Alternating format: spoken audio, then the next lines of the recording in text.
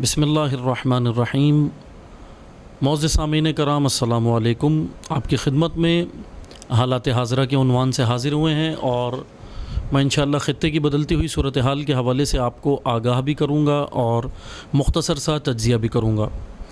دو تین بڑی خبریں ہیں جو خطے کی بدلتی ہوئی صورتحال کے حوالے سے آپ کو دینی ہیں، خصوصاً مڈل ایسٹ کے حوالے سے اور مختلف جو ہے وہ دنیا کے بدلتی ہوئی صورتحال کے حوالے سے معیشتی میدان میں، عسکری میدان میں اور دیگر میادین میں جو مختلف جو ہے وہ مراحل اس وقت مختلف ممالک طے کر رہے ہیں۔ ہم انشاءاللہ کوشش کریں گے کہ آپ کی خدمت میں اس مختصر وقت کے اندر مختصر سا تجزیہ کریں۔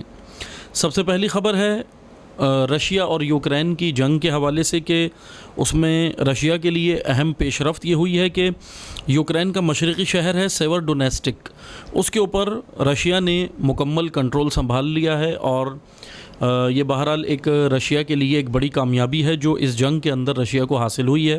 اور ہم بارہا کہہ چکے ہیں، پہلے بھی بتا چکے ہیں آپ سے کہ سامنے رشیا کے دراصل صرف یوکرین نہیں ہے بلکہ امریکہ ہے اور تمام نیٹو فورسز ہیں جو پوری مکمل سپورٹ مالی طور پر، عسکری طور پر اور ہر طریقے سے جو ہے وہ یوکرین کو کر رہی ہیں۔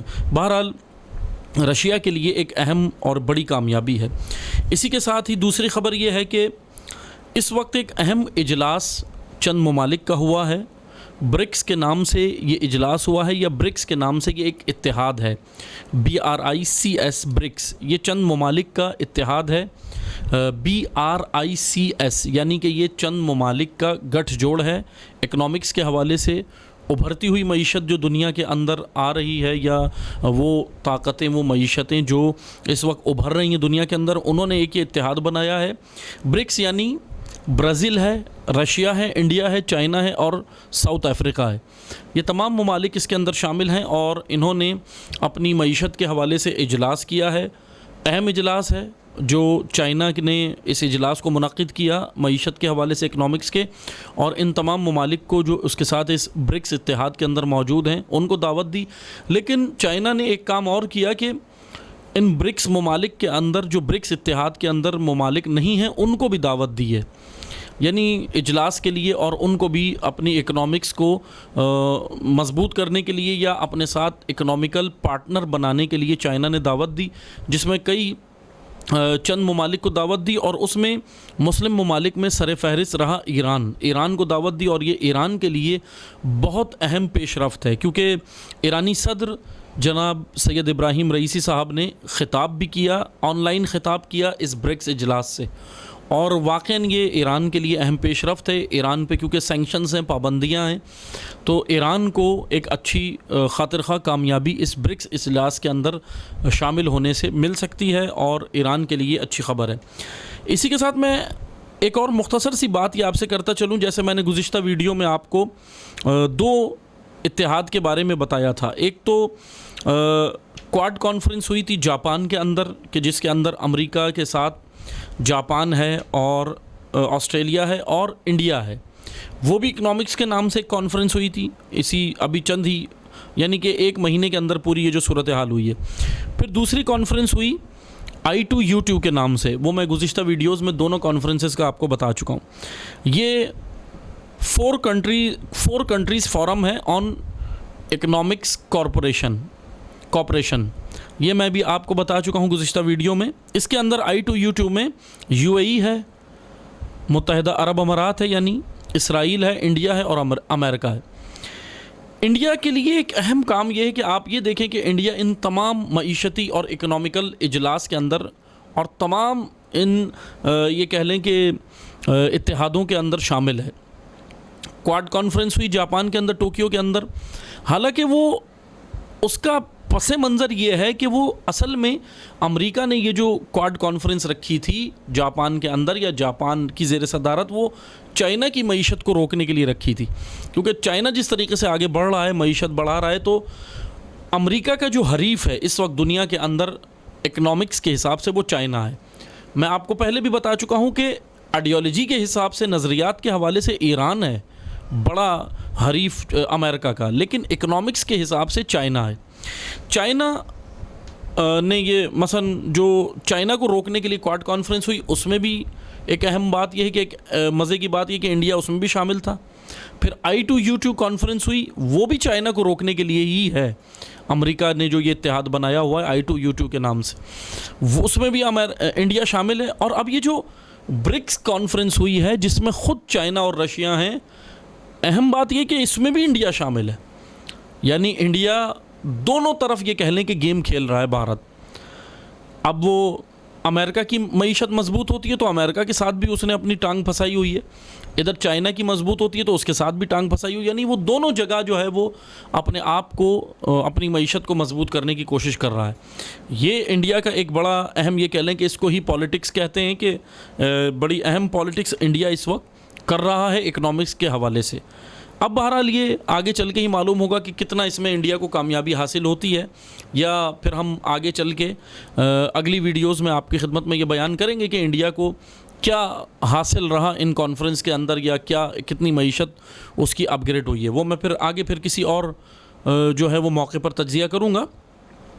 یہ ایک اہم خبر تھی کہ برکس کانفرنس ہوئی ہے, اور اس کے اندر ایران کا شامل ہونا, یا ایرانی صدر کا ابراہیم رئیسی صاحب کا خطاب کرنا, یہ بہت اہم بات ہے ایران کی معیشت کے لیے. ایران کی معیشت اس سے جو ہے وہ مضبوط ہو سکتی ہے.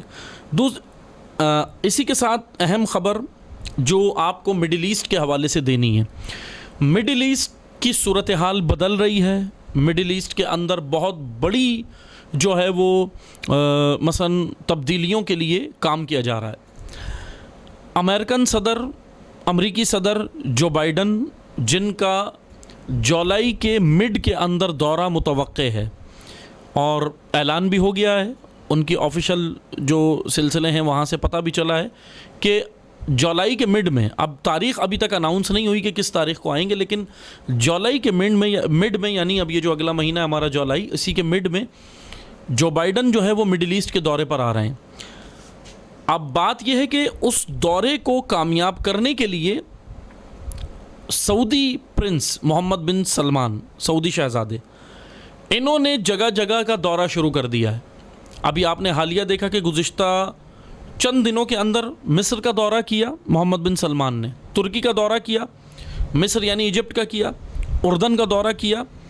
یہ سارے دورے محمد بن سلمان نے کیے ہیں, اور مڈل ایسٹ کے اندر جتنے یہ عرب ممالک ہیں, خلیجی ریاستیں ہیں, ان کو محمد بن سلمان ان کو تیار کر رہے ہیں استقبال بائیڈن کے لیے. اصل میں کام یہ ہو رہا ہے کہ یعنی محمد بن سلمان یہ کہہ لیں کہ سعودی عرب پولیس مین ہے اس وقت امریکہ کا اس خطے کے اندر, اور وہ راہیں ہموار کر رہا ہے, زمین کو ہموار کر رہا ہے, اور جا کے محمد بن سلمان جو ہے وہ مختلف جگہوں پہ دورے کر کے امریکن صدر کے لیے یہ راہیں ہموار کر رہے ہیں. لیکن میں آپ کو یہاں یہ بتاتا چلوں, دراصل اگر ہم اس کے تانے بانے جوڑیں اور پیچھے جائیں تو یہ مڈل ایسٹ کا دورہ امریکن صدر کا, یعنی میں اگر دو اسٹیپس کے ساتھ آپ کو بتاؤں, محمد بن سلمان سعودی شہزادے, جو بائیڈن امریکی صدر کے لیے راہ ہموار کر رہے ہیں مڈل ایسٹ کے اندر ان کے دورے کے لیے, اور جو بائیڈن جو آ رہے ہیں وہ اسرائیل کے لیے پیش رفت بڑھانے کے لیے آ رہے ہیں مڈل ایسٹ کے اندر, اسرائیل کو مضبوط کرنے کے لیے, اسرائیل کے ساتھ عرب ممالک کا گٹھ جوڑ بڑھانے کے لیے, آفیشلی اناؤنس کرنے کے لیے آ رہے ہیں. ویسے تو خفیہ طور پہ تو آپ سب جانتے ہیں کہ عرب ممالک نے معاہدے بہت سارے کر لیے ہیں اسرائیل کے ساتھ, جیسا کہ سعودی عرب نے اپنی فضائی حدود کو اسرائیل کے لیے اجازت دے دی ہے. سب سے بڑی بات یہ ہے, سب سے بڑی خبر یہ ہے کہ اسرائیل کو فضائی حدود کے لیے اجازت دے دی ہے اسرائیل. اسی کے ساتھ میں ایک اور چیز بتاتا چلوں, اسرائیلیوں کو پراپرٹی رائٹس یہ دیے ہیں سرمایہ لگانے کے لیے محمد بن سلمان نے, اور کہاں پر دیے ہیں؟ مکہ مدینہ کے لیے. یعنی آفیشلی انہوں نے اناؤنس نہیں کیا, لیکن بعض ذرائع سے خبر یہ ہے, اندر کی خبر یہ ہے کہ انہوں نے پراپرٹی رائٹس دے دیے ہیں اسرائیلیوں کو کہ وہ مکہ مدینہ جیسی پاک سرزمین پر اسلام کے مراکز کے اندر, مرکز اسلام مکہ اور مدینہ, وہاں پہ آ کے پراپرٹی خرید بھی سکتے ہیں اور سارے کام کر سکتے ہیں. یہ اسرائیلیوں کو رائٹس دیے ہیں. اور اسکاٹرا آئرلینڈ پر UAE اور سعودیہ عرب نے اسکاٹرا آئرلینڈ، جس کے لیے یمن مدعی ہے کہ وہ یمن کی جگہ ہے، یمنی کہہ رہے ہیں یہ ہمارا ہے آئرلینڈ، اسکاٹرا آئرلینڈ جس پر UAE اور سعودیہ عرب نے اسرائیلی ٹورسٹ کے لیے گھر بنائے ہیں کہ وہ وہاں جائیں اور جا کر مطلب سیر و تفریح بھی کریں، رہیں، اور ان کے لیے باقاعدہ بہترین انتظام متحدہ عرب امارات اور سعودی عرب نے کیا ہے۔ اسکاٹرا آئرلینڈ جس پہ یمن دعویٰ کر رہا ہے، اسی کے ساتھ اسرائیل اور عرب ممالک کا دفاعی اتحاد کا منصوبے بھی بن چکے ہیں۔ اب جو بائیڈن نے آ کر اسرائیل کے اس دورے کو، اصل میں جو بائیڈن امریکہ کے لیے یہ دورے نہیں کر رہے، اصل میں آپ کو اگر ہم زیادہ گہرائی میں جائیں خبر کی، جو بائیڈن اسرائیل کے لیے یہ دورے کر رہے ہیں، کس کے لیے؟ گزشتہ ہم آپ کو بتا چکے ہیں کئی ویڈیوز کے اندر، ابراہم اکارڈز جو معاہدہ ہے، گزشتہ امریکی صدر جو گزر چکے ہیں ڈونلڈ ٹرمپ، انہوں نے اسرائیل اور عرب ممالک کو قریب لانے کے لیے ایک معاہدہ کروایا تھا، ایک معاہدے کا آغاز کیا تھا، ابراہم اکارڈز۔ اسی کی پیش رفت ہیں یہ دورے، اسی کے لیے یہ پیش رفت ہو رہی ہے۔ عرب ممالک تیار ہیں، عرب ممالک جیسا کہ میں نے گزشتہ ویڈیو میں بتایا تھا کہ بحرین میں ریڈار سسٹم تک اسرائیل نے اپنا قائم کر دیا۔ بحرین کے اندر عرب ممالک پہلے ہی تیار ہیں، آمادہ ہیں اسرائیل کو قبول کرنے کے لیے، صرف آفیشلی اناؤنس انہوں نے کرنا ہے، باقی یہ سمجھیں کہ وہ قبول کر چکے ہیں، فضائی حدودیں اپنی دے چکا ہے سعودی عرب، استعمال کی اجازت دے چکا ہے، مکہ مدینہ کے اندر پراپرٹی رائٹس دے چکا ہے، تو اس سے بڑھ کر اور کیا قبول کرنا ہوگا؟ صرف ایک آفیشلی اناؤنس کرنا ہے اور کچھ بھی نہیں ہے۔ بہرحال میں مختصر سا آپ کو بتاتا چلوں، سوال یہ بنتا ہے، جیسے بعض لوگ کہتے ہیں کہ اسرائیل کو تسلیم کرنے میں ہے کیا؟ جیسے پاکستان کے اندر بھی ابھی اسرائیلی، یہ کہہ لیں کہ اسرائیل کے حمایت یافتہ یا اسرائیل کو تسلیم کروانے کے لیے ایسے سیاستدان اٹھ رہے ہیں، بات کر رہے ہیں، جس میں سے ایک بڑے سیاستدان، سینئر سیاستدان جن کا آپ ابھی گزشتہ دنوں میں بیان سن چکے ہیں، سلیم مانڈی والا، وہ ان کا آپ بیان سن چکے ہیں۔ انہوں نے باقاعدہ خود بیان دے دیا ہے پاکستانی میڈیا پر کہ اسرائیل کے ساتھ تعلقات بہتر کرنے میں کوئی حرج نہیں ہے۔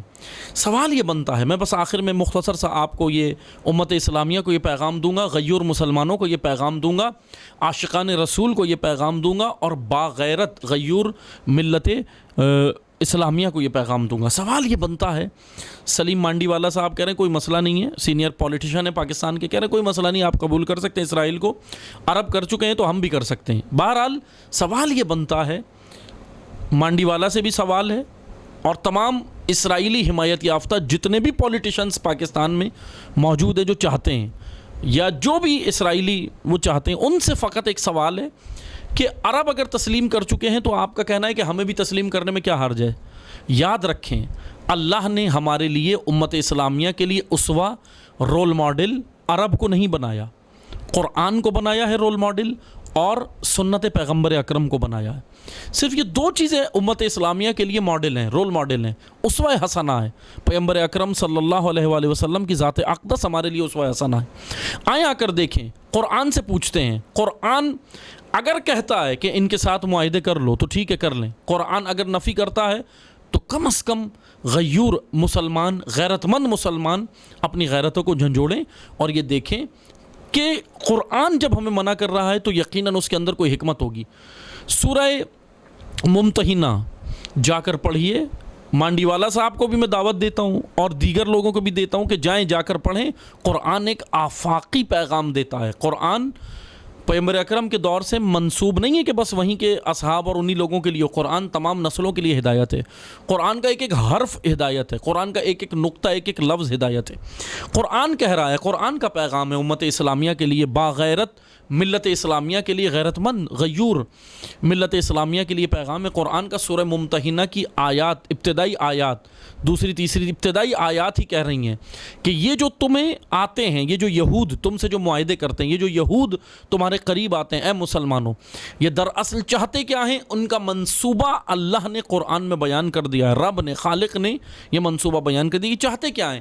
یہ تم سے دوستیاں کریں گے، یہ تمہارے قریب آئیں گے، یہ تمہارے جو ہے وہ قریب ہوں گے، اور اس کے بعد یہ تمہارا تشخص، تمہاری غیرت، تمہاری حمیت، تمہاری ہیومن ویلیوز، تمہاری اقدار انسانی، تمہارا معیشت، تمہارا دین، تمہاری غیرت، سب کچھ یہ یہود تم سے چھین لیں گے، کیونکہ یہ یہود کبھی بھی امت اسلامیہ کے ساتھ، مسلمانوں کے ساتھ، کسی کے بھی ساتھ یہ مخلص نہیں ہو سکتے۔ عرب کے بغیرت حکمرانوں سے بھی میں یہی کہوں گا کہ کیا قرآن بھول گئے ہو؟ یاد نہیں ہے تمہیں قرآن؟ کیا کہہ رہے ہیں آپ؟ ابھی نوپور شرما نے بھارت کے اندر پیغمبر اکرم کی شان میں گستاخی کی، اس ملعونہ عورت نے۔